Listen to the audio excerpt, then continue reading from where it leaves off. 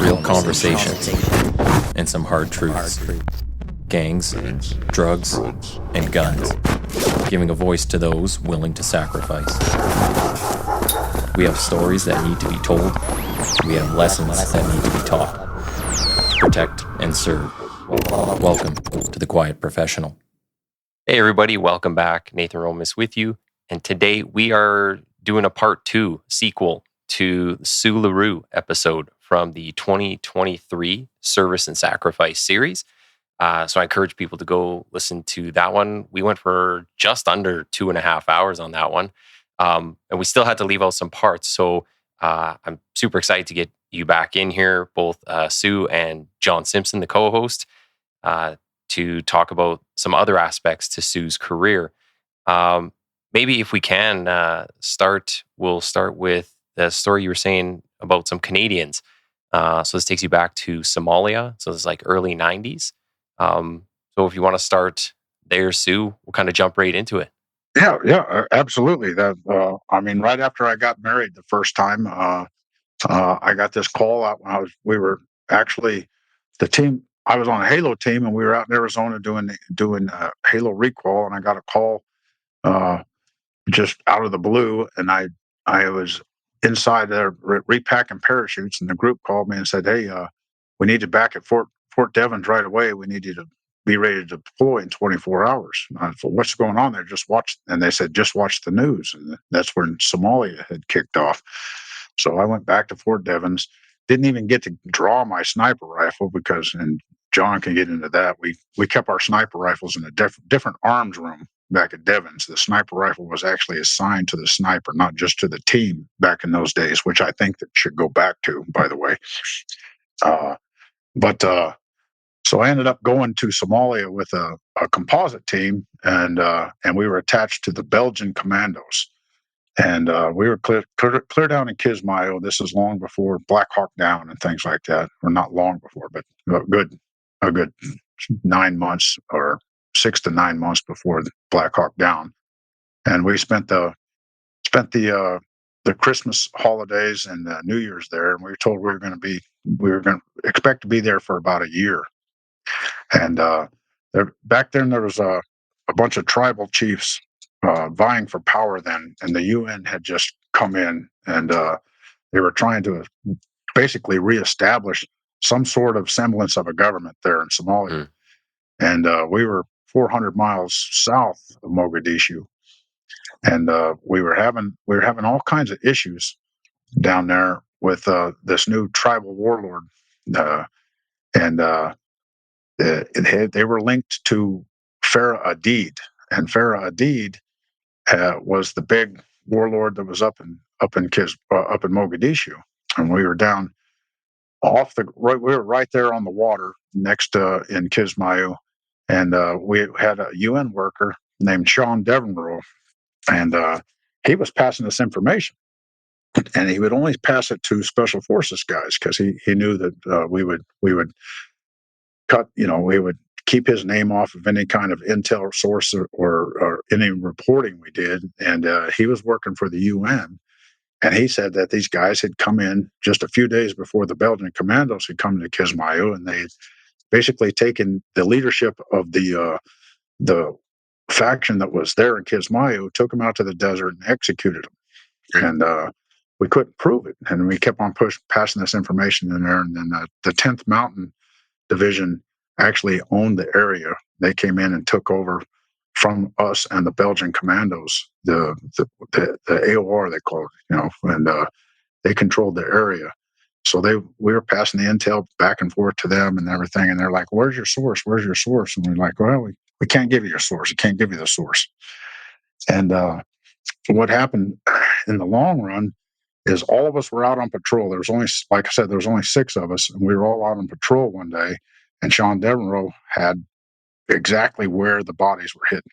And he came to the headquarters, and we were all out. So he passed it to the G2 or the S2. The G2 of the 10th Mountain Division, and they radioed that information to an offshore to an aircraft carrier to the commander, who was a Marine commander at the time. I can't remember his name. But what we didn't know was his Somali interpreter was standing right next to him. And these guys at the 10th Mountain put Sean Devereaux's name into as the source of the information. Okay. That evening, Sean Devereaux was assassinated, and he was there's a platform, or you can go on the UN website, and they talk about how he got killed there in Somalia. And so we had come off the patrol, and we found out that, hey, a UN worker's been killed in town. We went back into town, secured the area, and of course, he used tracking skills.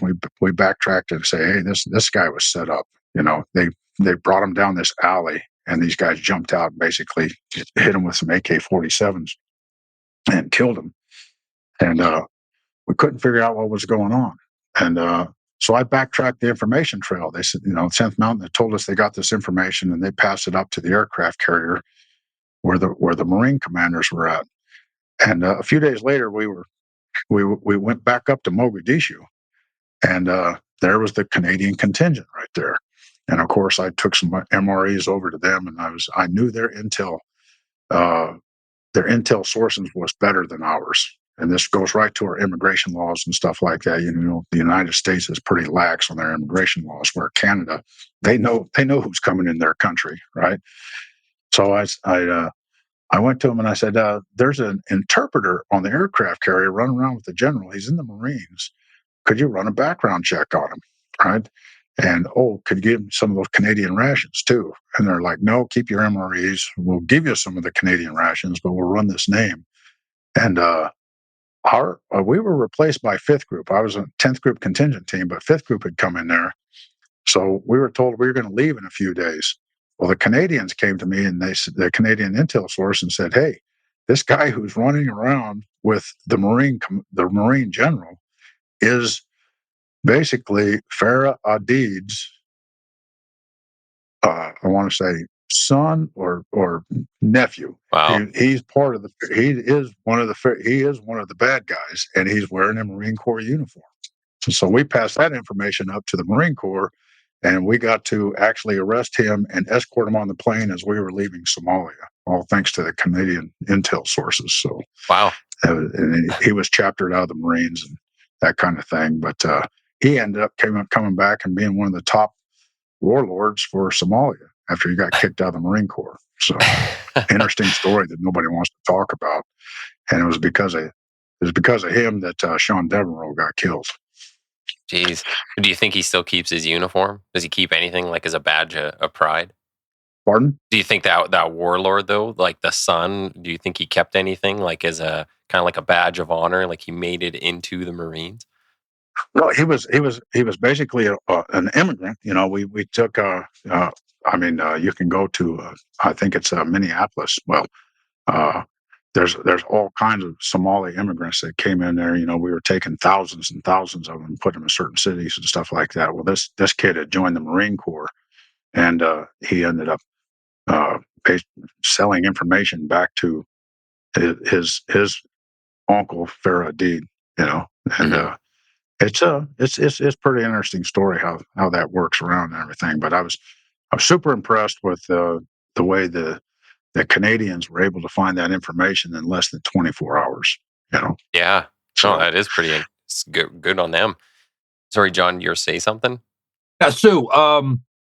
When did you have that conversation with the 10th Group commander about going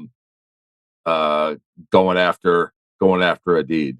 Yeah, that statement. Yeah, it's like one of my favorite. It's one of my favorite Subaru stories. Yeah, that's so.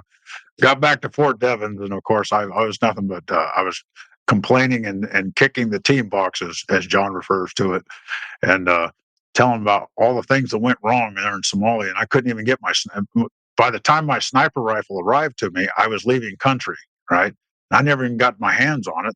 Matter of fact, another team had to bring it back, so I was without my sniper rifle for a couple months there after we returned from Somalia, and so.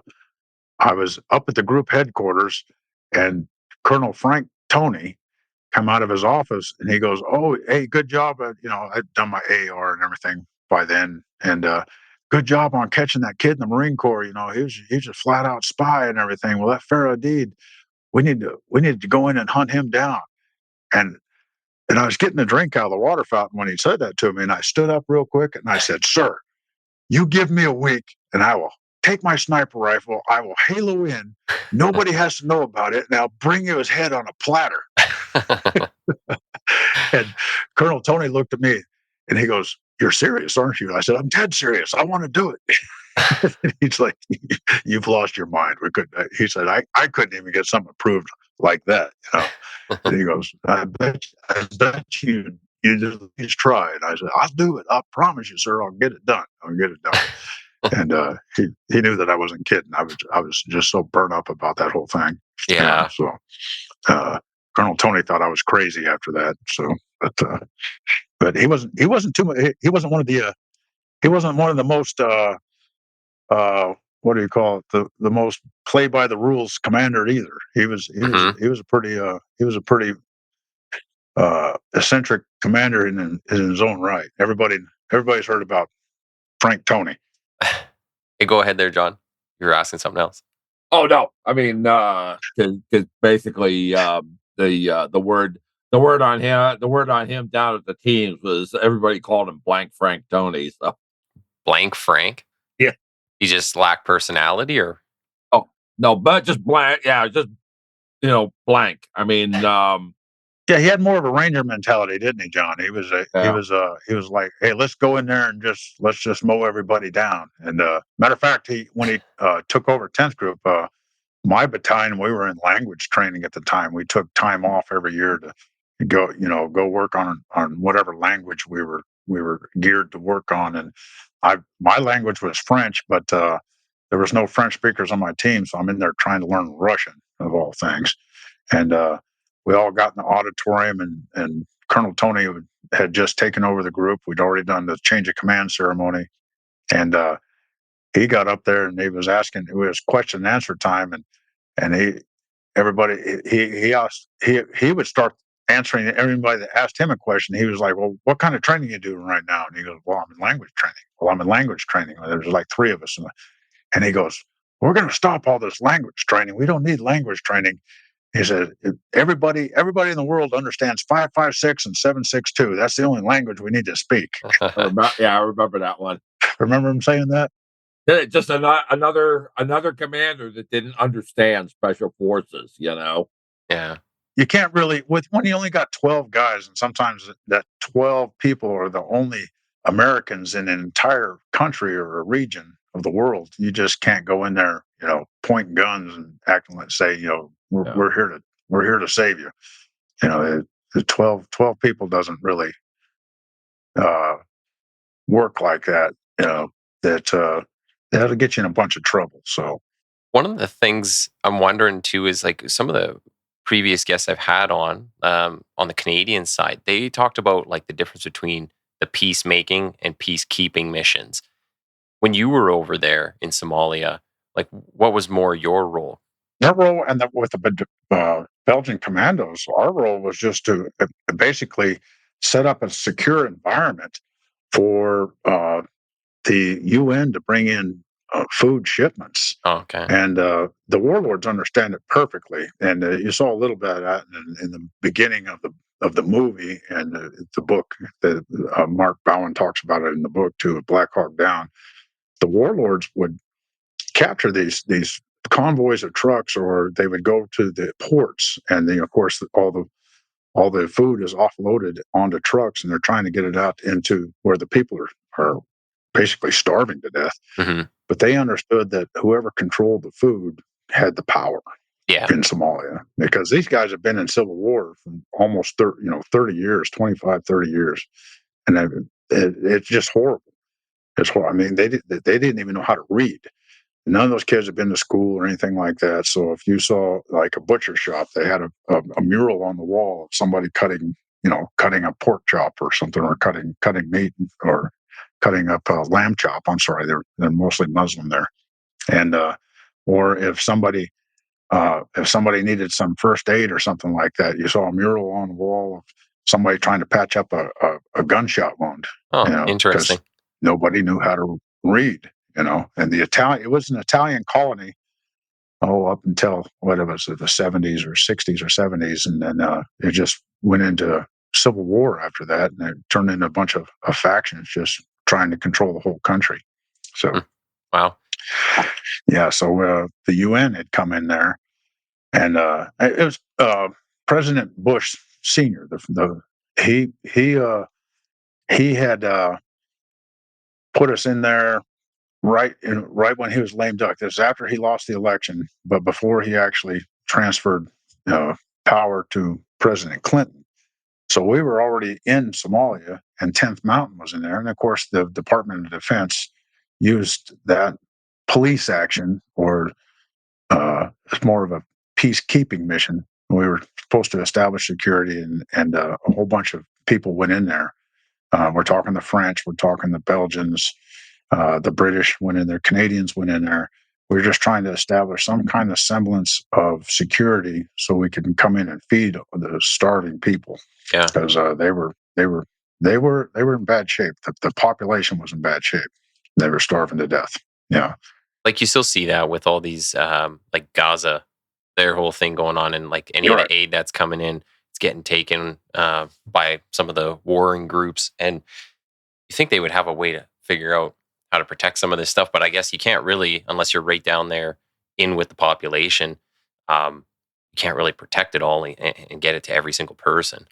Yeah, and you got to give it to these UN workers and just the truck drivers to try to drive that truck into a combat zone, knowing that they're probably going to get that their cargo is probably going to get hijacked, and they're going to get a weapon stuck in their face. Yeah, told to get off the truck and give it up. They're robbed, basically. Yeah.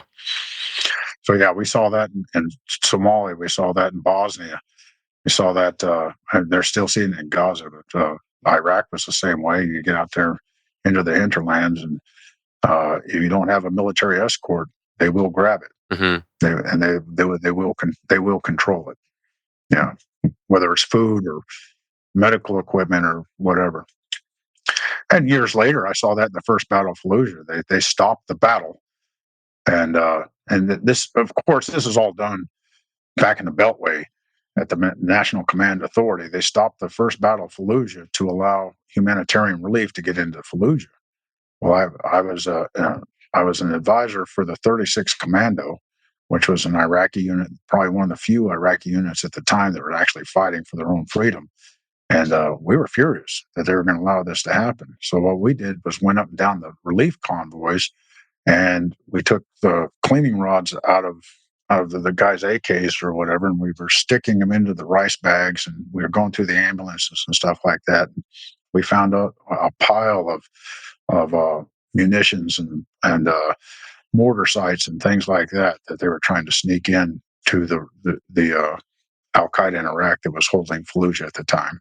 Okay. Well, maybe that's a good segue into some of the Middle East deployments you've done. But Iraq, like you were there for Gulf War, or is it a later time?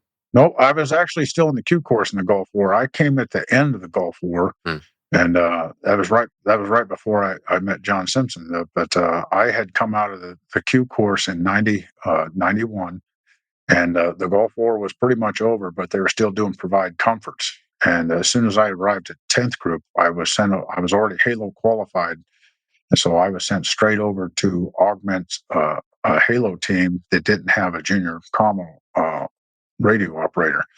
So I went over there, but I didn't get linked up to my team.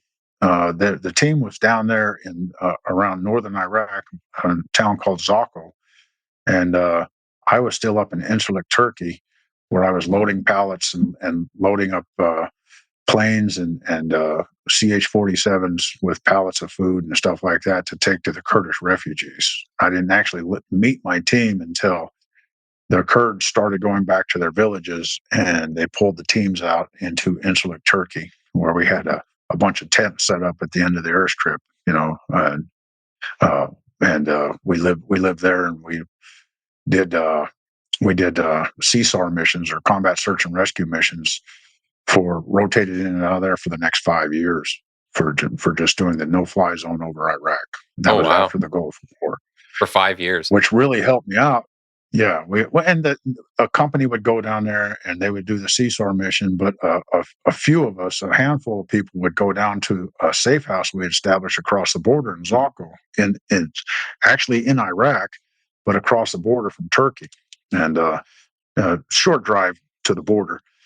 But we had a safe house down there, and we had to have a guard force for it. And there was only a handful, but we'd hire local Kurds, train them up, equip them, everything like that, weapons that we could buy on the black market and everything. And they would be our guard force when we did these meetings with the tribal leaders and stuff of the Kurdish tribes down there. And very interesting. Met a lot of good Kurds down there, but that really helps me out. Uh, Fast forward, that was 94. Fast forward up to 2003. And then when we started the 36 Commandos, well, I went up north and recruited a bunch of Kurds. And lo and behold, some of these guys that I had known a dozen years before that were hired by me or hired by other people and me. And we got Wow. along great. The Kurds are fantastic soldiers. They make fantastic soldiers. Yeah. Well, what a trip around the world to come back to them, and it's like 10, 12 years later and you're seeing the same guys. Oh yeah, yeah. And I said that when we were doing the Seesaw mission in the mid '90s, and when John and I were still at Fort Devens, and of course I think it was '94 is when we moved from Devens to Carson, and John didn't go with us. And John had taken the retirement, and he'd left, and so we went out to Colorado, but we were still going. Like every year and a half, our company would be chosen to go back over there and do that. And that particular one in '94, before we left Devens, we had an accidental shoot down, and that's where the Air Force actually saw two helicopters, and they were UH-60s with fuel pods on the end of it. Well, the Air Force wasn't even briefed that there were Army birds in the air in the no-fly zone. And the rule was that nothing Iraqi was allowed to fly over northern Iraq. Mhm. Well, these two F-15s saw these two Army helicopters, and they did one flyby, and they thought they were Hind Ds, basically a Russian helicopter, a Russian attack helicopter. So they came back. They checked with AWACS first, and if you ever seen an AWACS or on AWACS, it's a big, huge bird that's flying fixed wing, flying over the no-fly zone. They're usually offset, and they're monitoring with radar and communications and everything that's flying in that area. Well, they have a big panel or a big console in the middle of the aircraft, hmm and a bunch of people looking at computer screens. Well, the guys that were talking to the fighter jets were sitting in one corner, and the guys who were monitoring the Army helicopters flying in the no-fly zone was sitting in the other corner of this big console. And they didn't communicate back with each other. The pilots asked for Jeez. permission to go hot, and the guy's like, "Yeah, go hot." And they came back and shot both of those helicopters down that were full of Americans. So Wow. Americans shot Americans down in April of 1994. And then we lost 26 people out of those two helicopters. Wow. Not just American either. We had Kurdish Guard Force on there. We had some interpreters on there. We had Turkish commanders. It was a horrible day. We had Barbara Shell. She was the military attaché at the embassy in Turkey. She was on the aircraft, and we had a young Air Force girl who was the valedictorian of her class at the Air Force Academy, and her name was Lieutenant Piper. And she was on there just because she was our liaison between us and the Air Force. And it was her turn to rotate out. So she just wanted to come in and just take a trip for a day and see what it was we did on the ground. And she was on the helicopter too. We lost a British officer and a Turkish officer also. So it was a horrible day in '94. Yeah. That's pretty crazy, especially since they're sitting in the same room and like one miscommunication can cause all that. Yeah, on the AWACS, they were sitting on one aircraft, and they just it was a miscommunication, and to be fair, to the pilots, the MH-60 when it has the external fuel pods on there, does resemble an attack helicopter, you know. Mhm. But then again, a Hind D attack helicopter is no threat to an F-15, in my opinion. That is just my opinion, but they should have taken a couple more flybys to identify him.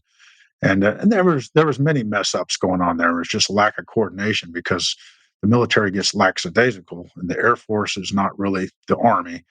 The poor coordination. There's also electronic IFF, identification friend or foe transponders on these aircraft. They had the codes wrong. And then, the Army's using one code and the Air Force is using a different code. So they pinged. They did everything by the checklist that they were supposed to do, except fly by one more time to identify them. And if they would have just flown over and hit the air brakes or something over the helicopter, I'm sure those pilots would have landed and explained, "Hey, we're Americans," but they shot them down. I'm wondering too, like, so the U.S. Army is so big, and you have all these different, like you've got Air Force and Army and Navy, and it's all kind of separate, and like all of them could have like some sort of aircraft component, right? And all of them could have different infantry component. But what do you think that's like the most effective way to run it? Have you seen like a better way to run it? I'm just thinking like the Canadian military. It's all now the Canadian forces, like it's all kind of combined under one. We have a way smaller military here. Yeah, Uh, yeah. is there benefit to having it all separated? Because it seems like if miscommunication happens, right? People use different codes. Then you have different chains of command, and all the ego comes into play. Is that the most effective way? No, and then you usually way up above our level is you have a commander. These commanders fighting for exactly what you said. They want bragging rights for being part of this mission or that mission. And I did write under a nom de plume. I did write an entire article of that incident in about the accidental shoot down in '94, and I made the same. I made the same conclusion. At the end in my conclusion paragraph, I said that the Marine Corps needs to be part of the U.S. Navy, and the Air Force needs to go back to being the Army Air Corps, so they understand, and that's what they originally started out as. The U.S. Marines were part. They were the infantry contingent of the U.S. Navy, Hmm. and the Air Force back during World War II. They were the Army Air Corps, and they Okay. supported the Army, and it would really simplify things. Instead of having four, now there's five with the Space Force, but instead of having five different services, we went back to two. It would really alleviate a lot of stuff. It would actually reduce the amount of defense spending for the American taxpayer too. It's just incredible. Yeah. And we'll get into that when I talk about going to the G8 and doing force modernization. But when you go up to the Pentagon, which I call the five-sided wind tunnel, that's all they care about is those four services are in there, and they're trying. It's one piece of pie basically that Congress allots them to run the next 2 years or the next year and a half of the defense budget. All those services are trying to get a bigger piece of the pie for Yeah. that year or for their programs that they're trying to do. Make sense? Yeah. So, but Yep. yeah. So, but to address the first the organization that you brought up, because it's like I know that you've got the Canadian Defense Forces, and then they have the ground branch, the air branch, and the maritime branch, Mhm. and basically it's at the end of the day, even though they're and you know correct me if I'm if I'm wrong on some of the facts, but if you have a consolidated military where um, people are in air, land, or maritime assignments, they're all wearing the same uniform, they're all in the same Mhm. defense force. The thing is, though, you're still going to have the people that they started in maritime. They're now a field grade officer in maritime. They're still going to be fighting with the ground and air people in their same consolidated service. Yeah. You know what I'm saying? So the unless you have a completely consolidated military, and this is an example that I've discussed with people before, to really have a consolidated military with the functional branches, you have to have something where, um, you know, uh, Private Sularoo can start out, as a mop jockey in, on a ship somewhere in the maritime branch, and then he winds up, later on, he winds up as a platoon sergeant in the ground branch, and then he winds up, gets a commission, and then he winds up piloting a fighter jet in the air branch. Yeah. 'Cause unless people are like going back and forth with that, where if people are just or if they're stovepiped, if it's a vertically integrated military where you go into air branch and then you exit the top of the smokestack in air branch, then you're still going. You're basically you're changing. You're simplifying where everybody is wearing the same uniform and they're all using the same stationery. Yeah. But you're still going to have a lot of the same problems. End of the day, it's still people. People are still a problem. Correct. Yeah. We see the same thing in policing, even like people who are more inclined to do in the investigative side, be detectives, and then all of a sudden they'll get a promotion somewhere in the levels, and they're back in operations. And you're like, well, you haven't been on the street in like 10 years. You can't just throw people into the middle of a fight Exactly. and expect them to know, how to do things and have that, have people that are following them have that confidence in them. So yeah, I totally get what you're saying there. So military is just way, way bigger. One of the examples I saw was in the Belgian army. The Belgian army, and I don't know exactly how we would basically change the way that we do business in the Department of Defense for the Americans. But the Belgian army, your pay is not based on your rank. Your pay is based on your years of experience. And if you fall into a job that you like and you're good at it, and you get rated, and the other people that rate you think that you're doing a very good job there, you can stay a corporal in the Belgian army, and basically live off that pay. And your pay is, the more years you got, the more seniority you got in your job. Well, I've seen in the Belgian army where those guys are just become experts at everything they do. And then when it talks about modernizing the force or something, they go back to that guy and say, well, what do you think about this? And think about that? And the guy sees if it fits in his little stovepipe or his little area of expertise. And he says, yeah, this is a better way of doing things. Let's incorporate it. Mm-hmm. And it goes along, but their force is very, very small. And that, I don't know how you would do that in here. One of the biggest things that I saw for our American Special Forces, and this is, we'll get into the war on terror. Just when I came back, I had a break in service after I got out in '97, and I was trying to save wife and family, and then I got divorced and went back in 2000. Started in November 2000, so we're really call it 2001. And they sent me to fifth group, and the first thing I did was, when I got to fifth group, kicking and screaming, by the way, because I'd come from 10th group, and I was like, okay, I'm a ski instructor and walking sunburn. What am I going to do in fifth group that goes to the desert all the time, And so I went to fifth group begrudgingly, and I got there to fifth group probably the spring or early summer of 2001. And one of the things that they had done across the board in Special Forces Regiment, they said, okay, if you're a team sergeant for 2 years, it's time for you to move on. We want the team sergeant slot to kind of replicate the team leader slot. You only get to be a team sergeant for 2 years, because the Army at the time, or Special Forces at the time, was getting a lot of E8s. Guys get promoted to E8.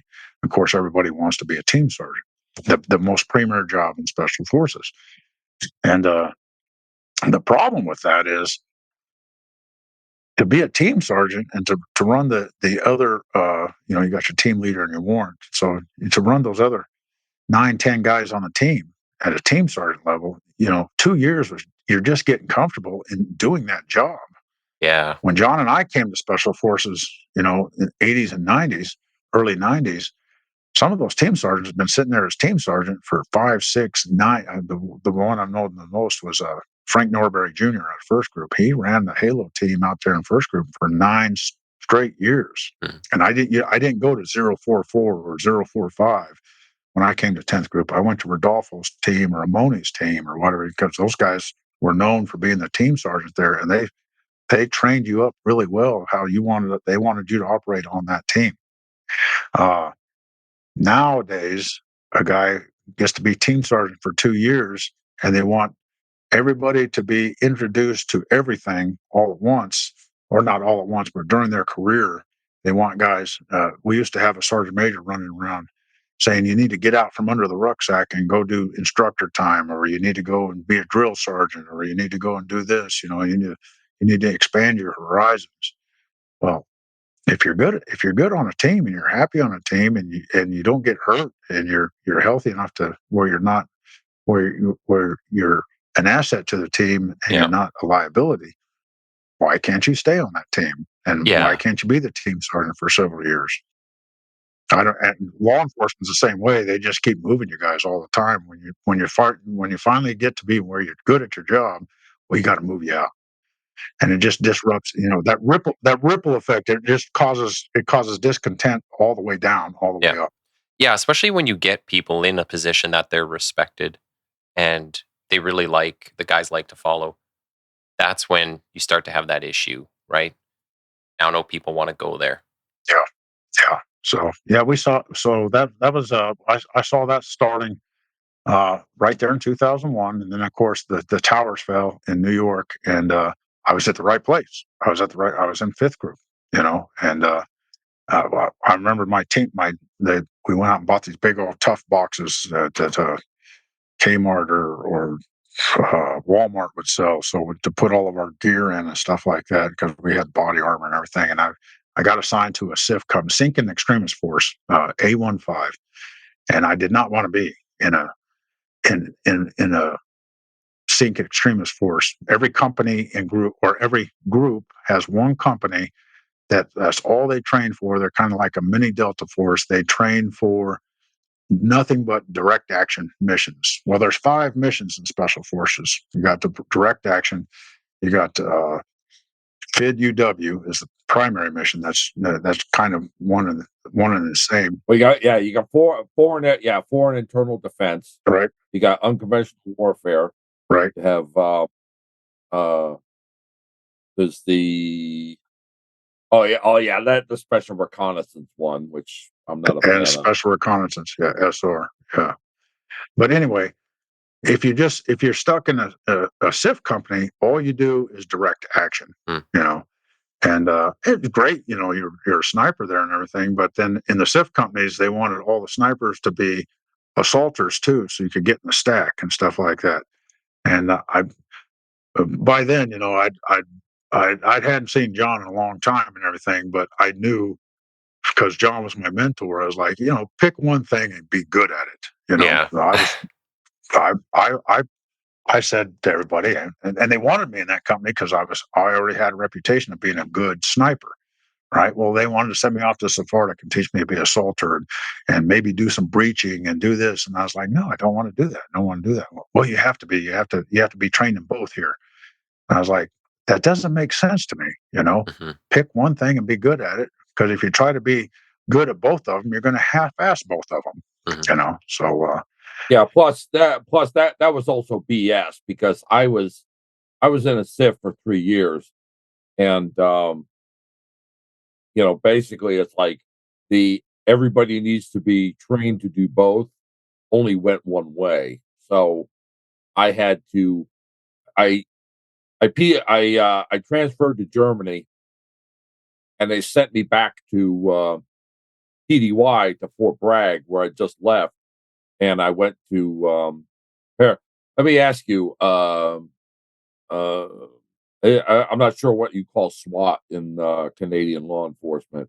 If you have some other term for it, It's a general term. It makes more sense to a lot of Canadians than what we would call it. It's like ERT or tactical or whatever. So basically, how long is your SWAT school? I don't know what they do for their school. They go to a few weeks nearby, and then it's like a few months elsewhere. Okay. Because in the States, usually it's it can be anywhere from a week to a couple weeks. Well, the thing is, the Sephardic school that Sue was talking about, that's an 8-week long school for entry team guys. Okay. And everybody in the SIF had to go to it. Well, the thing is, and it's funny because you see this a lot in civilian law enforcement in the United States. On SWAT teams, the sniper element is expected to keep up on door kicking and room clearing and everything else. But the idea that assaulters have to be qualified as snipers is something that sends people screaming into the night with their hair on fire. So, like I said, the whole cross training thing only goes in one direction. Yeah. They want every sniper to be trained as an entry guy, but nobody cares about entry guys being trained to be snipers. Well, it makes sense. One of the things I want to ask you, Sue, was just before we get into the war on terror, was when 9/11 happened. Like, do you remember where you were and kind of what you were thinking? Doesn't everybody? Yeah. Doesn't everybody? I was actually, if you go to tacticalrifleman.com, Carl Erickson has about 300 or 400 videos out there. He's been doing it for years now, but he does a lot of stuff on YouTube, and of course they're shadow banning them too and everything. But you'll see me on there. We described where we were at on 9/11, and Carl Erickson and he was the medic, I was the commo guy, so we're considered soft skills, but we were the better snipers on the team. We had teamed up together. I just made a brand new ghillie suit and everything in desert camouflage, of course, because I'm going to the desert. But we're still at Fort Campbell, Kentucky, for God's sake. So we have our desert ghillie suits in the green foliage of Fort Campbell, and we were doing a live fire sniper stalk. And what we did was we went up through the woods, and we basically used terrain masking where the guys trying to look for us couldn't have saw us, and if they wanted to. And then I put my ghillie's jacket on backwards, and we flipped a coin, and Carl won, and he was going to get to take the shot. And I basically sat up with my ghillie suit on backwards, and fell over my face, and he put his rifle across my shoulders, and he took the shot, threw some branches and everything, hit the steel target, and then they looked for us again. And they didn't see where, they couldn't determine off the sound of the report. We didn't have suppressors back then, and so the guys that are looking for you, they say shoot again, and they pretty much know what direction you're shooting from and everything. Well, they didn't see the flash from the rifle or anything like that, and they said, "Okay, you guys are the first ones. Come on in." And we were high-fiving each other and came back to where the instructors were at, waiting for the rest of the teams to take their live fire shots. And we were one of the guys had the pickup truck. He was listening to the radio on the pickup truck, and everything was interrupted. And they said, "Yeah, an airplane hit the World Trade Center." We're like, "What? What? They must have been flying low." We've all been around New York City and everything like that before. And we're like, "Yeah, those are tall buildings, but they must." I said it must have been like a Cessna or something to be flying that low. We knew commercial aircraft had certain NOTAMs or certain tracks that they had to follow for JFK or whatever for the airports up there, or even Newark.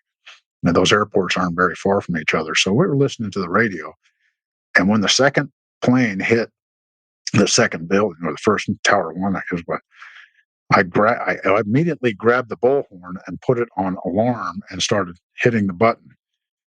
And the instructor's like, "What are you doing? What are you doing?" I says, "It's kind of obvious. We're at war. This is training. Stop. We better get figured out what's going on. We're at war. Get everybody out of there."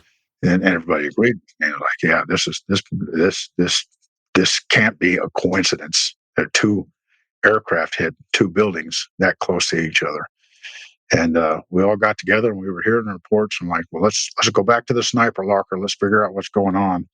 And we were headed back to the gate.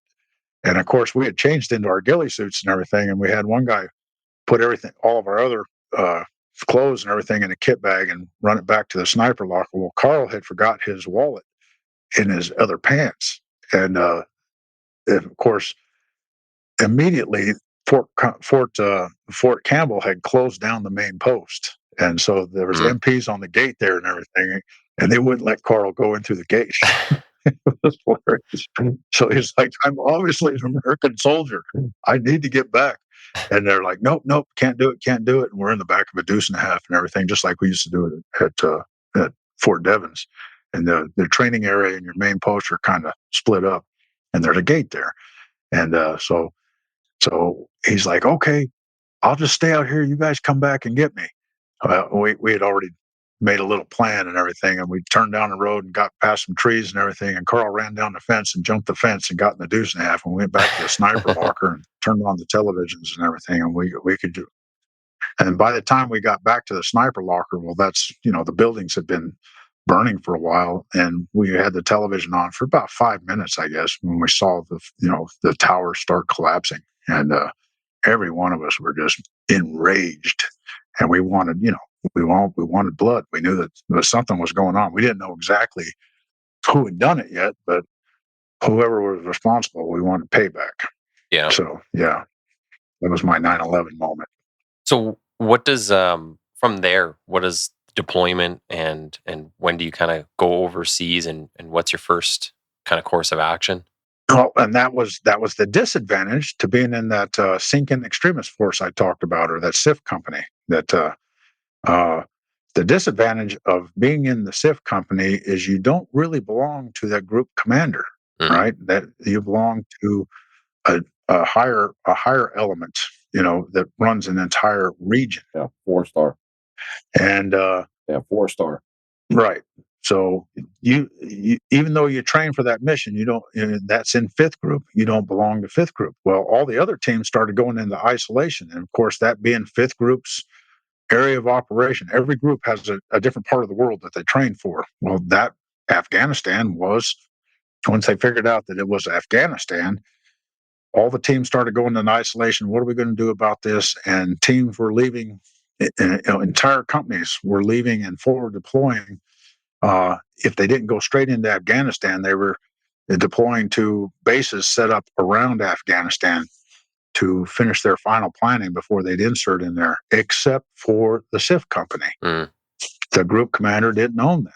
And I got very frustrated. I mean, it rolled into Thanksgiving. We're still sitting there Thanksgiving trying to get to Afghanistan. And they finally figured out, okay, you guys can go to Afghanistan, but you're going to fall under the command of a Navy SEAL, and I think it was Admiral Howard was his name, or I don't know if he was an admiral yet or not, but I don't. But we were actually going to team up with the SEALs, and we were going to be the direct action stationed in Kandahar. And we didn't actually get to go over there until after Thanksgiving, and I was very frustrated with that because all of our battalion commanders had already gone forward, and even the group commander had gone forward outside of Afghanistan. But every one of them had found a reason to go into the box, or what we call in the box, and that to me, just they took special forces doctrine that John and I had been trained on for years, for decades, and they just took it and threw it out the window. Because when all those battalion commanders and the group commander went into the box, you couldn't get a hold of them right away until they got on the radio, and there were still teams, including our company, that were still waiting for permission to move here and move there. So that caused some heartburn in itself. But then we had another accidental force on force thing where our Halo team in a different battalion. I want to say 7-4. Yeah, 574 were over there, and they had actually picked up Karzai, and they were trying to move him down to Kabul.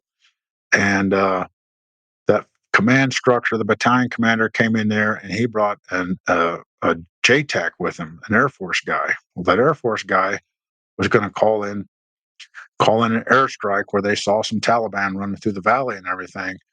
Well, things got mixed up and miscommunicated, where that 18 Echo, Dan Pettigill, good friend of mine, he'd been calling the airstrikes ever since he'd been in there. He'd been in Afghanistan 4 or 5 weeks already, and he'd been calling in all the airstrikes for him.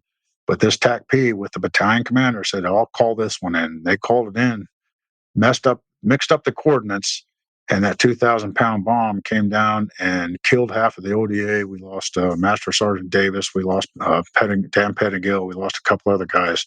And most of the team took shrapnel. Even Karzai was wounded on that one, you know. So that's the word we got as we stepped onto the C-5 to fly to Spain and then over into off the island of Oman before my company actually got into Afghanistan, into Kandahar. So it was just total mess up. And like we were talking at the beginning of this, you had a whole bunch of guys with stars on their collars and eagles on their chest, fighting for who was going to get credit for doing the most.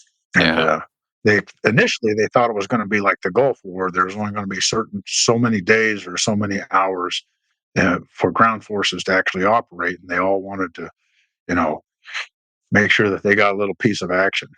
I don't think anybody anticipated that we would have been there for 20 years. Yeah. When you're talking November, December of 2001. Yeah, that went quite a bit longer than I guess they anticipated. How long were you over there in total? Do you know roughly? For Afghanistan, I was only there for one tour, and that was that tour, the first tour. And we went there. We got there right after Thanksgiving time frame. So end of November, first part of December, and we left right before Roberts Ridge, which is another heartburn of mine. But we didn't get to participate in what was that? Operation Anaconda. It was called Operation Anaconda. So I think that was end of March or something like that. So we were on ground maybe a little right at 4 months. And then we went back to the island of Oman, which is right off the coast of Qatar, I think it is. And the Air Force base there. And we were supposed to regroup, re-equip, and go back in, but we never did. We ended up going back to Fort Campbell. And that was my one tour that I did in Afghanistan. And we did a couple. We hit a couple places, and that's where they embedded with us FBI agents. Oh, really? I got a great story on that one. But yeah, we had been watching this one compound. Two great stories was we were waiting to go in, and we were out there, and we were zeroing all of our rifles, and we were doing all of our pre-mission checks and things like that. And the SEALs were doing theirs, and we were fighting who get this building and who get that building. And the SEALs took our building that we fixed up because they had these doom buggies. They're basically a Volkswagen doom buggy, and they got our big building that we fixed up. You got to understand, it was been bombed out, so there was no windows, there was no heat, there's no water, and we were growing beards just like, we had permission to grow beards on the Army side, and we were growing beards. And I can remember some of the young guys asking me, seeing pictures of me in Afghanistan. I said, "Oh, you grew beards so you could fit in with the people, but you had red hair." And I was like, "No, we were growing beards because there was no water. We weren't allowed to shave or take a shower." I said, "I stunk like hell in that picture." So we were having a hard time getting any kind of water in there. Not just drinking water, but any kind of water. Jeez. And we were doing our pre-mission checks, and we would brief Harold, the Navy SEAL. We would brief him and say, "Hey, we're ready to go. We're ready to go." And he'd say, "No, well, no, we won't go out just yet. We need to do some more stuff." And so we were there for 2 or 3 weeks. I was getting frustrated, but there was a lot of reporters showing up, and they were staying in the main building of the airport down there, which was built by Americans many years ago. And I can remember that there was a CNN reporter, and his name was Bill Hemmer. He's on Fox News now, but he was working for CNN back then. And I got with my buddy, and I said, "I know how." My buddy Mark, and I said, "I know how we're going to embarrass these guys into it." they're going to let us go. And he's like, what are you talking about? I said, just come with me. So we waited till after dark, and we went over to the main building, main airport building. And I was kind of sneaking around and asking around. I said, where's that CNN reporter? No, he's down this hallway there, which is very dark. There's no electricity in there. And the op center's got all the generators running. That's where the only lights were at. Mm-hmm. So we went down the hallway, and I was like, where's Bill Hemmer? Where's Bill Hemmer? I'm right here. I said, come over here. Can I talk to you alone? And he goes, yeah. So I talked. I was like whispering to him. I was like, yeah, I'm just representing. I'm just saying what I'm representing. Most of the enlisted guys here, we're pretty frustrated. And he goes, what are you guys frustrated about? And I said, we got a lot of officers here, and they're risk averse.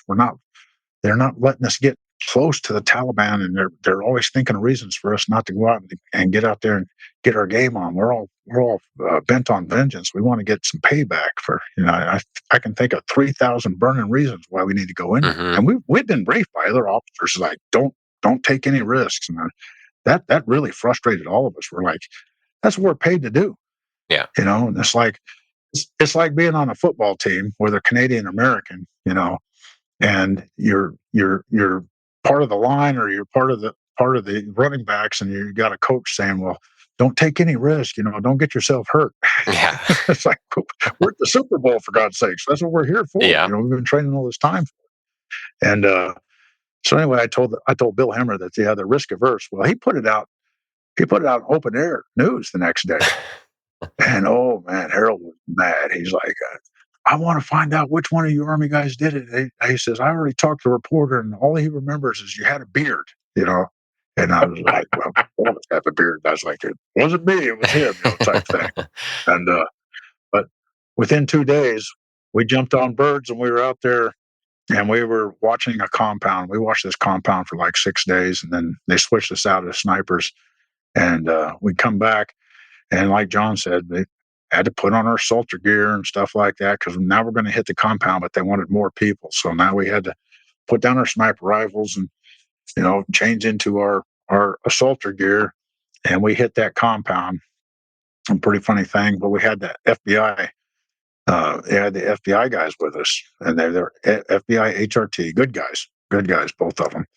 And real funny thing, but they blew the charge on it. The Air Force birds brought us in, and we stopped at Bagram, and we got on Air Force birds, and the Air Force birds landed, but they didn't land all at once. So, and by the time my bird had landed, the main charge had gone off on the door and everything, and we were running up to the compound, and it landed far out. And you got to understand, when those rotors hit that dust, it just turns into a brown cloud. Yeah. So it wasn't the pilot's fault, but we were pretty far out. By the time we got up there, the objective was pretty much secured. They had everybody in there already rounded up and either flex tied or separated from men from women, the type of thing.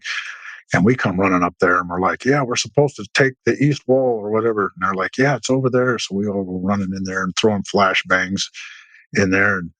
And I can remember his name was Frensley, and he said, hey, bang me, let's bang. He stopped at the door, and he said, bang me. And I took a flashbang off his back, and I pulled the pin, and I showed it to him, and I threw it in there, and another guy threw one over me, and 2 flashbangs go into this darkened room. Well, Frensley just takes off after the bangs. You're not supposed to do that. You're supposed to wait for them to go off. Yeah. Well, he just ran into there. And as those bangers, the hybrid type, or the prototype of what we call the 5 bangers or 9 bangers. They actually bang 5 times, Well, poor Frensley is standing right in between a row of donkeys on both sides of him. And these bangs are going off, and those donkeys are just kicking the crap out of him. I'm just on my knees laughing. I'm like, hey, you had to run in there, buddy. Oh man. It's your fault. So I'm laughing and everything, and objective secure and all this kind of stuff. And we end up in the fertilizer barn, the donkeys and everything. But the other elements of the company had already had everybody secured. Well, those FBI guys, they're like, hey, Sue, come here. And I was one of the bigger guys in the company. And went into one room, and there was in shrink wrap plastic was basically the size of a 2-wire or 3-wire bale. We all knew when we were kids, if you grew up around a horse farm, a bale of hay, it was that size 3-wire. It was pretty big, and it was shrink wrap plastic of $100 bills. Wow. I mean, just a ton of money sitting in one of these rooms. And these guys were drug runners. You know, they had part of the opium logistics chain, and most of that compound was for opium production. And I got to look, and they were like, "Well, how do we carry this? What do we put this in? I haven't got a bag big enough for it." And I was like, "Oh, simple." And I took a blanket off of one of their bedding, and I said, let's put it on top of this." And I just kind of hobo rolled it and tied it. And I left some dog ears in the square knot that I put at the top of the blanket. And I said, "When it's time to go, grab these and throw it on your back." And I picked it up and I put it on my back, and I showed him exactly how to do it. And then I set it back down, and I got called for somewhere else. And we decided we're going to get all the weapons and all the stuff off of there. And all the munitions were being put in one big pile, and we blew all those. And then after that explosion, the helicopters came back down, and they had a Dishka, which is a Soviet era or a Soviet 50 cal. Mm-hmm. They had a Dishka on the objective, and that was my job because that thing weighed over 100 pounds. So I put that on my shoulder, and I took it back to the helicopter and set it back down. Another guy had to carry off the tripod, and we took all the weapons, and then we sat there, rotors on the helicopters. And I sat there on the helicopters for a good 20 minutes. And what we didn't know was AC-130 was above us, and the Air Force wanted to make it look cool, so they all take off at the same time. So we're waiting for everybody to get loaded up and everything. And we finally took off, and we got back to Bagram. John's shaking his head. Yeah, and they took us back to Bagram, not back to Kandahar, and we took all that stuff and put it in a separate room in a hangar, and we were inventorying and checking it all. And that night, that same night, in a different location, and we had lost the American had lost an AC-130. An AC-130 had got shot down, Mm. and so they wanted to hold a ceremony. They stayed out after hours of darkness, and they actually got shot down. So 9 Air Force guys had lost their lives. An AC-130 had crashed, so we all went out and we stood in a ceremony for them, and we helped them.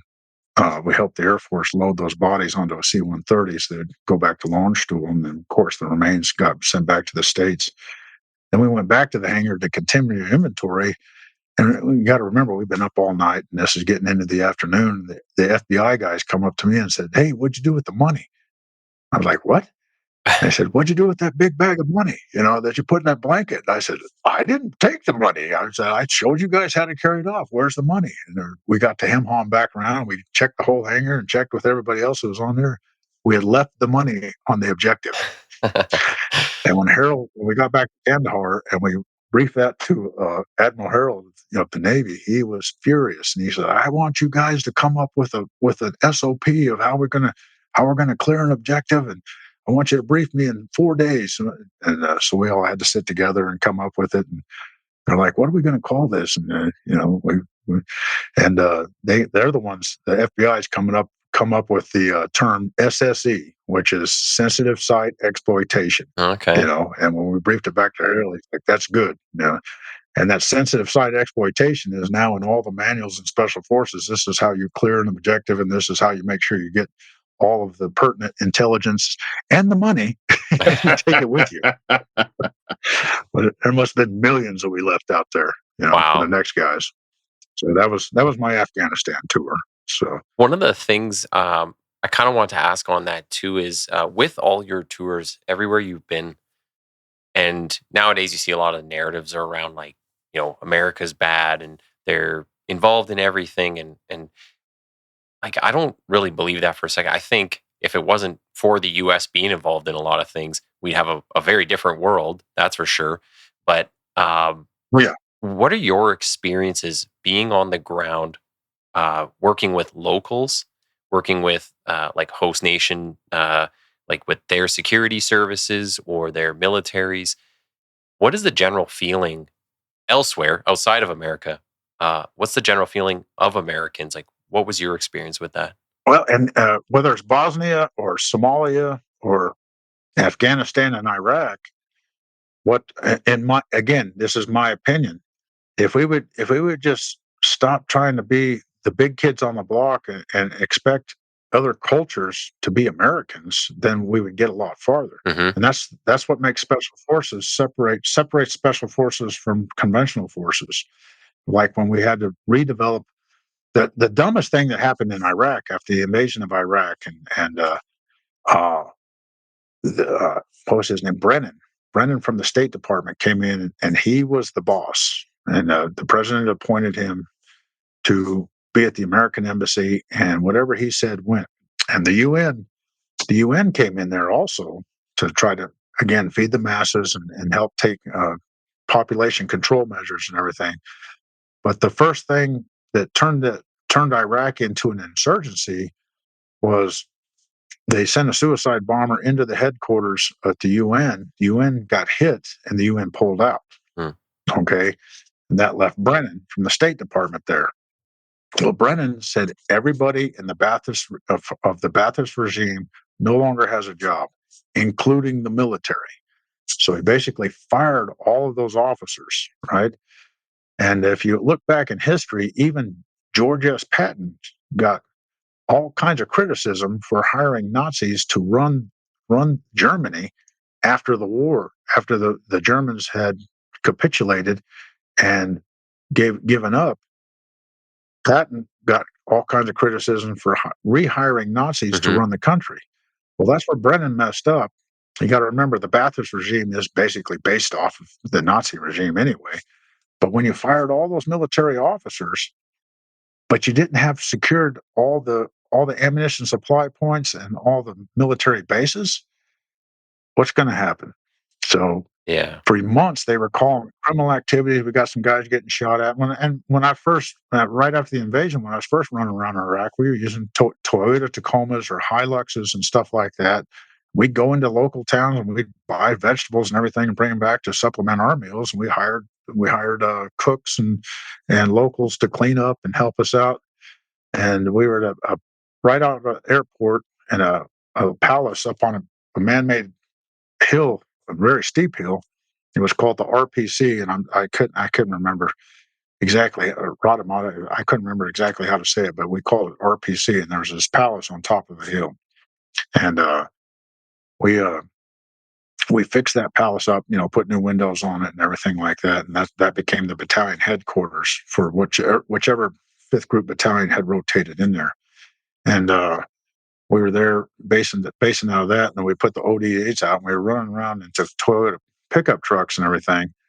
Well, the Iraqi army had been basically disbanded, but he had all these people with experience and everything, and they were getting frustrated. Of course, politics moves slow and everything. Mhm. Well, these Iraqi army uh, and these veterans, they didn't have nothing better to do, so they went and they secured. And we were hearing, hey, a bunch of these 155 shells or a bunch of explosives have disappeared from here, or disappeared from there. We know we drove by it, and we looked in there, and all these bunkers are cleaned out where it's all going. And the the the military the military headquarters there was blaming that on criminal activity, but then we started seeing these guys getting shot at, and then it went to a four vehicle or two vehicle rule, four people rule. You couldn't go anywhere, and then of course they got bigger and got bigger, and then uh, it took us probably, and I give credit to Lieutenant Colonel Robert Kelly. We went up to brief General Petraeus, and we're like, hey, you're not looking at criminal activity here. You're looking at an insurgency. Mhm. We haven't really secured this country, and you fired all of the military, and they're not getting paid. These guys are using their talents and their skills to come back at us. Yeah. And that's where we messed up. This nation building thing, same thing in Afghanistan. We kicked the Taliban out, but then we really didn't do a good job of nation building. And we shouldn't be, the military shouldn't be in the business of nation building. Mhm. The military does the jobs. They go in there, they kill people, they break things, right?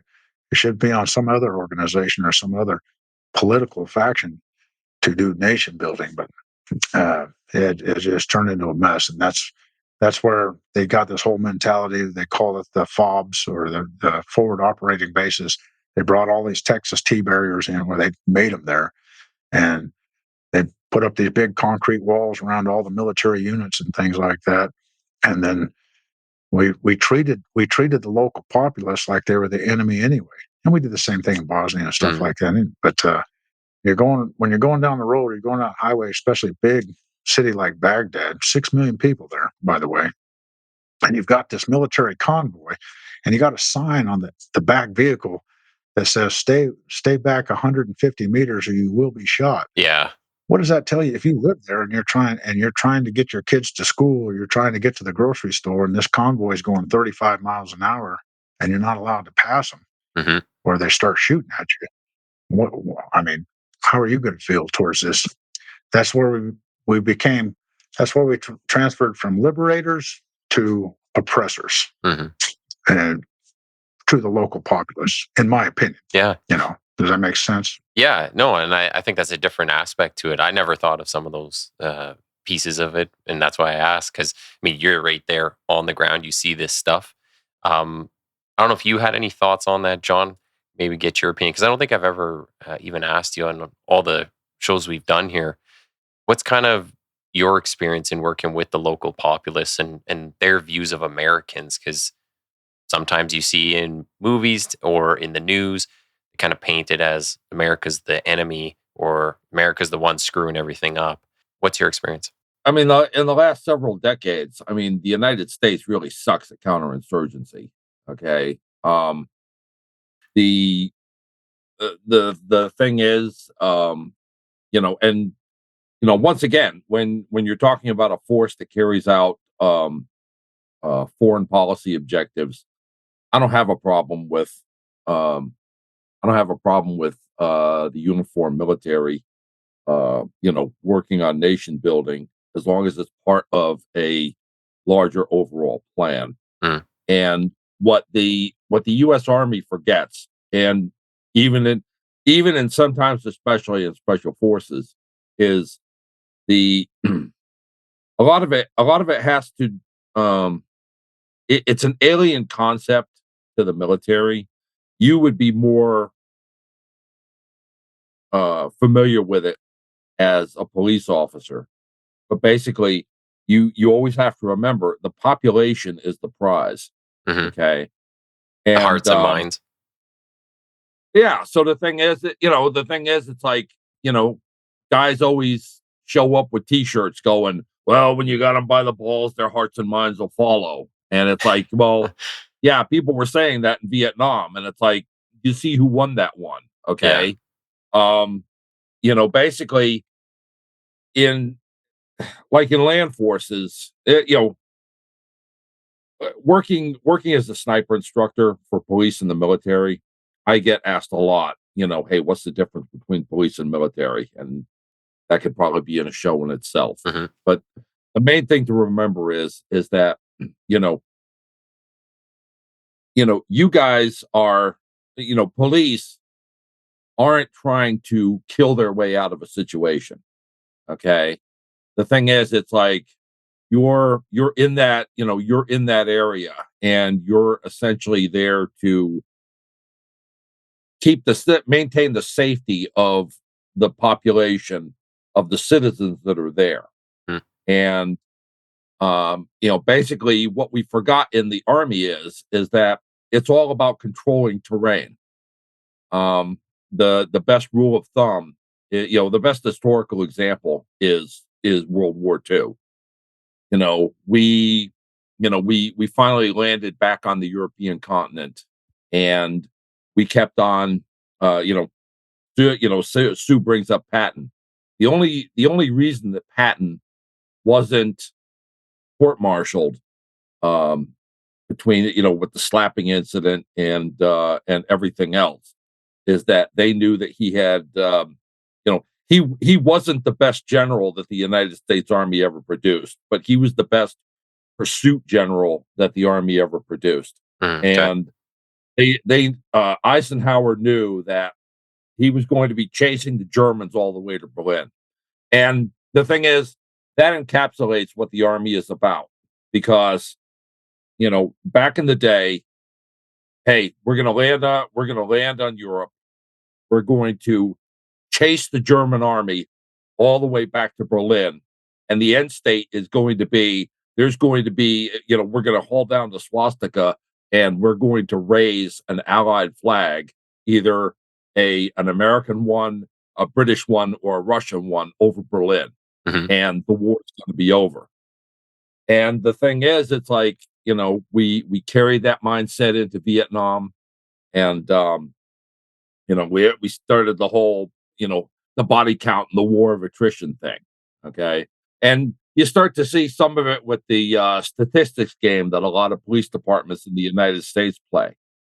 Is it the old dope on the table, publicity Yeah. where, hey, we took down this house and, bring in the press and we're looking at tables that are like sagging under the weight of all of this, cocaine and heroin and meth and everything else. And the thing is, it's like, well, yeah, but okay. I Mhm. mean, yes, once again, that, those drugs aren't available to them, but the operation is still going on. You see what Yes. I'm saying? Yeah. So the thing is, it's like, it's the same thing in counterinsurgency. You line up all of these these dead insurgents that you managed to kill in a military infantry type operation, and the thing is, it's like, well, guess what? The insurgency is still going on, and Yeah. basically the population is still being forced to feed these guys and shelter these guys and everything else. So, we come in there. See, when I came into Special Forces, 10th group back at the time, when I came in, that was like the guerrilla warfare group in Special Forces. Okay. You had guys that were experimenting with, door kicking and, setting off backpack nukes and everything else. Yeah. 10th group was all about overthrowing countries. And basically, at the time, that was all we talked about. But they're not there to nation build. Yeah. What you're saying.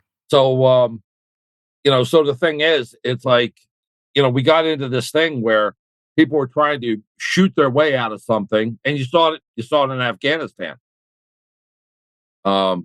Basically, instead of, protecting the populace from the Taliban, it's like we were doing military operations against them. And, we're telling these guys how to fight. But getting back to 10th group, one of the first things that I learned was that, look, man, if you go to a guerrilla warfare somewhere, the guys that you're going to be working with, they've probably been fighting the bad guys since before you were born. Okay. So you need to go in there. You need to be humble. They're probably going to be looking at you as a conduit to, the big, supply, the big supply box in the sky, Mhm. where you're going to be supplying rations and ammo and weapons and everything else to them. And So that's exactly right. They're better weapons. yeah, and the thing is, it's like, but as far as telling them, how to conduct an ambush and how to make the enemy hurt, I mean, you probably need to, shut up and learn something from them. So yeah, that's one of the things that I always ask in policing is what difference are we really making with some of the objectives that we have, whether it's just putting, kilos on a table or you're like, I arrested this person. Okay, that's nice. There's thousands more to go. Like, Yeah, exactly. Because the thing is, it's like you got he's out on the sidewalk by the end of the week. Yeah, yeah. okay. Yeah. yeah. So the thing is, it's like, it all depends on, and you'll recall this from my books. Before you're going to train somebody in marksmanship, you have to define the target. So if you haven't defined the objective, all you are is just staggering around, trying to do whatever it takes to get the approval of your superiors, Yeah. whether it's dope on the table or, hey, you're falling behind on your felony arrests. Okay. And the thing is, you're not holding yourself to the standard of, okay, my objective is to protect the populace. What am I doing that's going to protect the citizens in my jurisdiction? Do you think it's like when a military goes overseas, do they just see the population there as other? Like they don't think of it as their population, so maybe they keep things at a distance. I think what they don't do, and the State Department's very guilty of this. What they don't do is they don't understand the culture. Special forces. I mean, we train and I'm not saying we're experts at it, but I'm saying we at least try to fit in. Like John was saying, we got to go Yeah, in, we got to establish rapport and maintain rapport. We got to get these friendships. Well, you just don't expect them to think and act like Americans right away, especially when you got religious zealots or a whole religion runs an entire way of thinking. You got Sharia law and all this other kind of yeah, things that you're dealing with Afghanistan and Iraq and all these other Muslim countries. They're not going to think like Americans. Okay, number one. And then the I think what the State Department messes up with is they think, well, we're going to get everybody. You're going to get cars and you're going to get phones and you're going to get television sets just like we have in the United States, and they really don't care about that, and they're not. They don't think the way Americans do. To them, you know, their religion's number one. That's number one. Tribes number two. Okay, and families number three. yeah, And it shocks Americans to think that hey, some of these guys are so deep in their religion, number one, that they will honor kill their daughter. Now, they will take their daughter and take her in public and kill her just to prove that they're a good Muslim. yeah, You know, and the Kurds aren't like that. And they're not all like that. But what I'm saying is that's the kind of thing you have to understand about their culture. All right, and their tribe. They care about their tribe. And I think if you even went further back and looked at why there's an Iraq, why there's an Iran, why there's a Palestine, you know, well, that was all the Ottoman Empire in World War I, and the British basically took it all over. And then they after World War I, they just drew lines. They didn't go in there and talk to the tribes and say, okay, where's the fights at, or who owns that? The Kurds. We use the Kurds all the time. I've been saying since 1991 when I first met the Kurds that we need to arm the Kurds. We need to give them artillery pieces. We need to bring some of their people back here and train them as pilots. And we need to create a Kurdistan. And we'd keep Iraq, Iran, and Syria busy for the next 30 years. hmm Nobody wanted to hear that. But the Kurdish people are about as Muslim as I am Catholic. They don't really care about their religion, and they love their daughters. And they're as closest to Americans as you're ever going to get over in that region of the world. But the State Department never understands that, and they never consider it. And they claim that the Barzani, they listen to the Turkish government and say, well, the Barzani tribe of the Kurds are communist. No, they're not. The Barzanis have been fighting against the Iraqis and the Iranians for years. They tried to get the American CIA to help them, and the CIA said no. So just like they did to over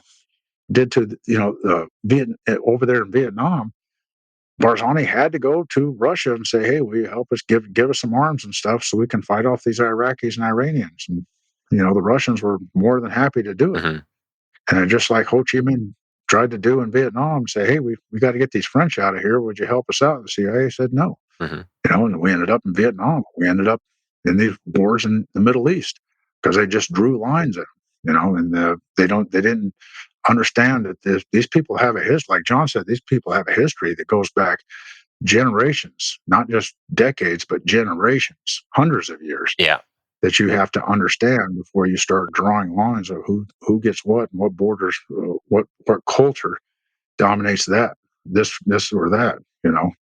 And I'd even say, like, again, it comes back to the earlier discussions. It's people. People are the problem. So we gotta have the right people. people are the prize. And I had an investor who was donating into one of our charitable foundations, He sat me down. Well, I was sitting next to him, and he asked me, "Hey, you've got a lot of time over there. You had the longest tour. You're the guy that had the longest consecutive tour in Iraq, and not so much that I was a warmonger or anything. I was going through a bad divorce, so it was safer for me to stay in Baghdad than it was to go back to Fort Campbell.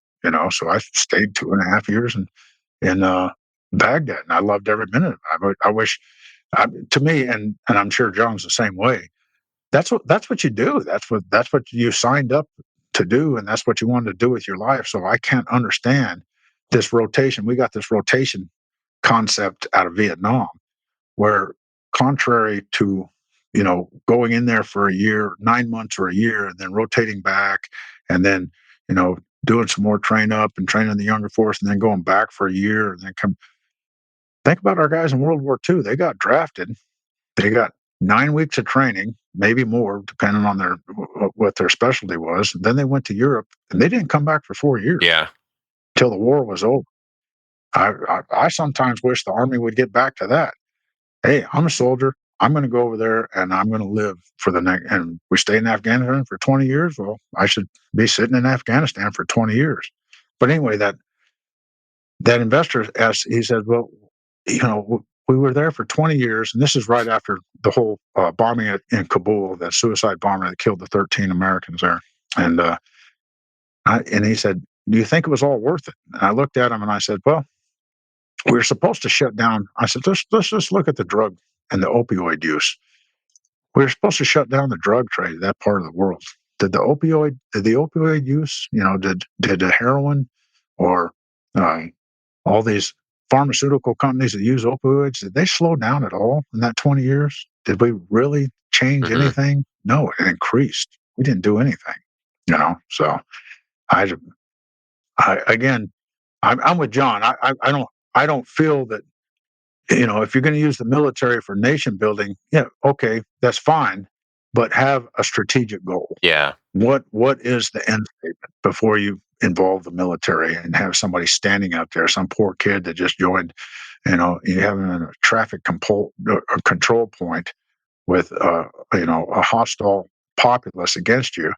Why lieutenant sitting under air conditioner saying, "Hey, you got to put your Kevlar and your body armor on because that car might blow up.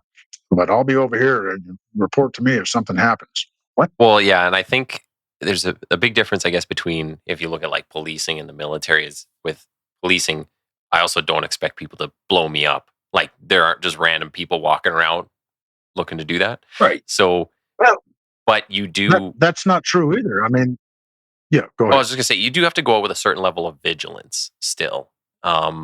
Yes. It is a lot more violent in the U.S. than it is in Canada, but there's like different degrees, I guess, of how you treat people. I think the big thing is not seeing someone halfway around the world as just other. It's like, well, you're here to help them, so they're your people now, and you have to help them. Yeah, and you saw that in the war on terror. You saw that change. We went into Afghanistan and Iraq as an invading force, and anything that moved, we could shoot at it. We considered it hostile, or if there was a threat towards you, shoot it, all of it, right? And then as we progressed, and I was there during those years, we're talking 2003, 4, and 5, and then of course we had the surge in 6 and 2007, but. In 2004 and 5, you saw, especially after the whole Abu Ghraib incident, where you had the National Guard guys mistreating the prisoners. It's almost like they expected us overnight, us being soldiers, to go from soldier or combat soldier to policeman. All right. And we don't think like that. And especially in Iraq and later in Afghanistan, when we got people telling us that this terrorist has this right. I learned a smidging of Arabic and everything. I never really mastered the language, but because I was there for so long, I would have to take all the detainees after every objective and take them in and process them into whatever holding area we had. And it went from two or three pieces of paper to a packet that was probably an inch thick. Mm. And it took me hours to in process everybody, and I'm not a policeman. And then once the Iraqis started running their own show and everything, it was a revolving door. Half those guys, all the paperwork we put out, and we'd have the evidence right there, photographic evidence, biometrics, fingerprints, everything. And you knew the guy was guilty.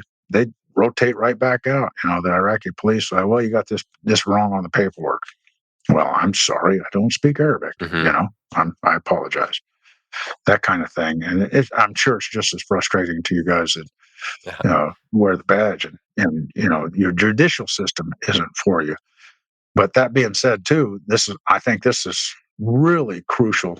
You say, you don't expect people to hurt you. Well, you've seen what's happened in the last 2 or 3 years here in the United States. You couldn't, for any amount of money, you couldn't get me to wear a badge in some of the big cities in the United States right now, because just like we did to those poor soldiers and volunteers, every one of them. But our U.S. soldiers were put out there as basically cannon fodder to the hostile population, and everybody looked at them like, I'm going to get you. I'm going to kill you. And you just knew that somebody's going to shoot at you eventually. And I think that's what's happening to a lot of the law enforcement in some of the big cities. Yep. I mean, you got illegal immigrants beating up cops in New York City right now. Yeah, I saw that video. And and then released without bail. Yeah, and they get released. That's exactly what we saw in Baghdad in 2005. People are like, what are we doing here? Let's go home. This is stupid. Yeah. Well, actually, next week I'm recording with one of the guys from Philadelphia, and they just had 2 officers shot in the last 2-3 weeks. So I'm going to be talking about some of the law enforcement side of things. But I think it's a good transition here just to our last topic. And I apologize. I don't know why I'm getting a weird echo here, but I want to talk about your sons, because you mentioned on the last one, both of them are in the forces or serving. Just wondering when they told you they wanted to go in, did you have any opinions, any advice, and how's it been since? Yeah, they both wanted to kind of emulate me or follow in my footsteps, and I said, no, it's a changed world. Don't do that. And I said, if you want to go in the military, start out like I did. Start out in the 82nd Airborne, or go to the Rangers and serve out your first 3 or 4 years there. Learn the basics and see if it's a career. If you want to spend your life doing it, then go do it. If you don't, then you don't need to go to special forces, because what I don't think they understood, being as young as they were. Both of them were 19 when they did sign up and volunteer. And they didn't understand that special forces is more of a lifestyle. It's a career path that you're never an expert at. John and I will be the first ones to admit, we're jack of all trades, master of none, and there's always something better, something you can do better, right? And you learn that over years of experience, but you got to get your basic foundation somewhere else than special forces, right? And they had the X-ray program back when both of my sons joined. And I told them, okay, if you're going to volunteer for the military, don't do the X-ray program. Well, they both didn't listen. They both did the X-ray program, which basically they did basic training, infantry AIT, jump school, and then they went straight into selection for special forces. Well, one of them made it all the way through the end. And hottest time of the year, too. And I was very proud of him. He made it all the way to the end, didn't quit. But he was one of those guys that was standing there in the formation. And they said, good job. You made it all the way to the end. But come back when you're older. Oh, wow. You don't have any experience. You're only 19. Oh, what's that going to do to the kid? And he's in the 3rd Ranger Battalion yet. 3rd Ranger Battalion now, and he's never going to special forces. That burned him out. Yeah. My other son, before he ever got to selection, he did basic training, his infantry AIT, jump school, and then he went out there and he was getting ready for selection and learning how to do the compass course and everything, stepped into a rotten log and broke his ankle, which happens to a lot of people. There's a lot of medical guys get medicals and, break an arm, break a leg, break a wrist, whatever. And they usually get put on hold for a while, but he broke his ankle for so bad that they said, well, no, you're never going to go to selection, or you're not going to go to selection until your ankle heals up. And he says, okay, well, I'll go to a infantry unit in the 82nd. And I said, well, no, infantry is not going to be able to use you with a broken ankle. We're going to send you to rigger school. And they sent them to pack parachutes. All right. Oh, really? And that, of course, that devastated him, And I told him, I said, hey, when you get up there to Fort Lee, and you get through, when you get to the end of the course of packing parachutes, there'll be a ranger instructor, or there'll be a ranger recruiter coming there. I said, raise your hand and go down to the rangers, pack parachutes for a year, get your ankle healed up, and then they'll put you right back on the line, and you'll be an infantryman again. Yeah. All right. And he didn't listen. He was in love with some girlfriend that was at Fort Bragg, and he followed her back down here, and he ended up in the heavy drop section of the 82nd Airborne. And of course, that's exactly what he didn't want to do. And they never let him change his MOS, or didn't send him to schools, or give him another chance for selection, even though he's one of the most in shape kids I've ever seen. So he got to the end of his thing, and he just ETS. He just got out of the military. He's back in Arizona now. Okay. Trying to go back to college. But I told both of them, just be very careful about choosing the path of special forces, because what kids don't realize today, that especially if you do the X-ray program, you can come straight off the street and into special forces. That's not what the X-ray program was designed for. It wasn't for you to come out of high school, be 18 years old, and come to special forces and look for something that you could get from special forces. What the X-ray program's for is, say, you're 25, 26 years old, maybe got some college, maybe got a foreign language, maybe got a skill set that special forces could use, then you'll get selected. Yeah. Does that make sense? Yeah. It's basically like, not what can special forces do for me, what can you do for special forces? That's the change in mentality. Those guys get selected, and they do real well. Yeah. But all these young kids coming in there, they're the first ones that they don't select, because that's the one thing they're looking for you in that 3-week selection process. And you do some crazy stuff out there. But what they're looking for in that selection process is, and will you do the right thing when nobody's looking, or when you think nobody's looking? Mm-hmm. And will you make the right decision? Will you do the right thing? And they're looking for maturity, is what they're looking for. Yeah. So I'm sure John can add on to that. Well, I was going to say too, that I think that's a big change in mentality nowadays, where not necessarily your sons, but like a lot of people coming in, it's more, what can the employer do for me, rather than, I'm just thankful to have a job and then try to work my way up. But no, I think that that's a good place to kind of wrap it up. I really appreciate you coming back on. I wanted to make sure we got the part 2 in, because what are you, 35 years in total, or just over, of service that you had? Oh, no. 28 years, 28. 9 months, 35 years on there.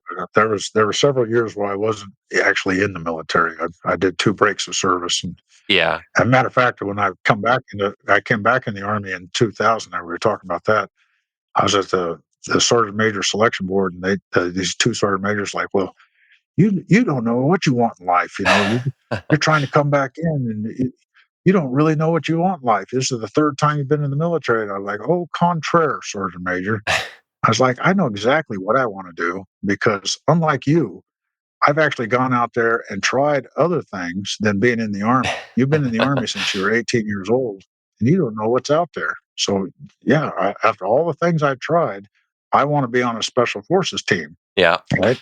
And it's not the most glorious job in the world, because, we got to do all of our own paperwork. We got to do all of our own heavy lifting. We don't have any support troops to help us out. And come to the end of the day, hey, Sergeant First Class, grab the mop bucket and go clean the latrine, because we got no privates either. Yeah. So it's not the greatest job in the world, but we do it because we love doing it. That's awesome. I just want to say, like, thanks for your service. I think it's great that we could get you on here, and thanks to John as well for getting you on here as a guest. And I'll definitely I'll get you the second part of this recording so that you have it. yeah, if is there anything you guys want to say, kind of in wrap up, and then I'll chat offline. No, just really really glad to I was able to help make this happen.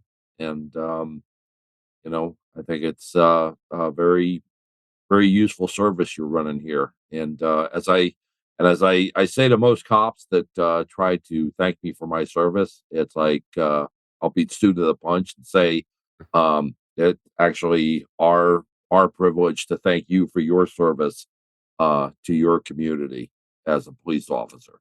Yeah, no, thanks. Yes. Yeah, I'll caveat that. And I do the same thing to law enforcement guys. I remind them that whether it's my parents or my wives and children, wives, I shouldn't, but my wife and children, why I'm off running all over the world trying to save the world, which never happened, by the way.